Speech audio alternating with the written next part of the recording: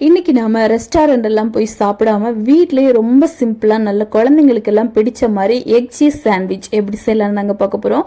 இது நல்ல மணக்க பட்டர் எல்லாம் நிறைய சேர்த்து ரொம்ப டேஸ்டியா பண்ணியிருக்கோம். சரி வாங்க இது எப்படி சிம்பிளா ஈஸியா ஒரு 10 நிமிஷத்துல ரெடி பண்ணலான்னு பார்க்கலாம். இதுக்காக ஒரு பவுல்ல கொஞ்சமா ஆனியன், கொஞ்சமா கேரட், கொஞ்சமா பேபி கார்ன் சேர்த்துட்டு பச்சை மிளகாய் சேர்த்திருக்கேன், கொஞ்சமா கருவேப்பிலை சேர்த்திருக்கேன். இது கூட 4 கோழி முட்டை, நீங்க தேவைப்பட்டா கொத்தமல்லி கூட சேர்த்துக்கலாம். அப்புறமா தேவையான அளவுக்கு உப்பு, கொஞ்சம் ஒரிகானோ, கொஞ்சமா சில்லி ஃப்ளேக்ஸ், இது கூட கரம் மசாலா 1/4 டேபிள் ஸ்பூன் சேர்த்துக்கோங்க. சேர்த்துட்டு நல்லா மிக்ஸ் பண்ணி எடுத்துக்கோங்க. ஒரிகானோ இல்லை அப்படின்னா ஸ்கிப் பண்ணிடலாம். இப்போ ஒரு தோசை தவா எடுத்துட்டு இதுல கொஞ்சமா பட்டர் வந்து ஃபர்ஸ்ட் கொஞ்சம் அப்ளை பண்ணிட்டு இந்த பிரெட் வந்து ரெட்டான சேர்த்திருக்கேன். இதை நல்லா டோஸ்ட் பண்ணி எடுத்துக்கலாம். நல்ல ஒரு ப்ரௌன் கலர் வரட்டும். அதுக்கப்புறமா இதை வெளியே மாற்றி வச்சுட்டு அதே கடாயில கொஞ்சமா பட்டர் அப்ளை பண்ணிட்டு 2 கரண்டி அளவுக்கு நம்ம வந்து ரெடி பண்ணி எடுத்திருக்க அந்த முட்டை பட்டரை சேர்த்துடணும்.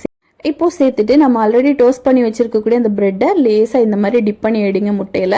அதுக்கப்புறமா முட்டை ஒரு பக்கம் வந்ததுக்கு அப்புறமா மறுபக்கத்துல நம்ம இந்த பிரெட்டை வச்சுட்டு ஒரு சீஸை முட்டைக்குள்ளாப்புல வச்சு இந்த மாதிரி மடிச்சு எடுத்துட்டு ஒரு 2 செகண்ட் மட்டும் அப்படியே ஹீட் பண்ணி எடுத்தீங்க அப்படின்னா நல்ல டேஸ்டியான cheese egg sandwich ready. So கண்டிப்பா நீங்களும் இது உங்க வீட்டில் ட்ரை பண்ணி பாருங்க. தேங்க்யூ.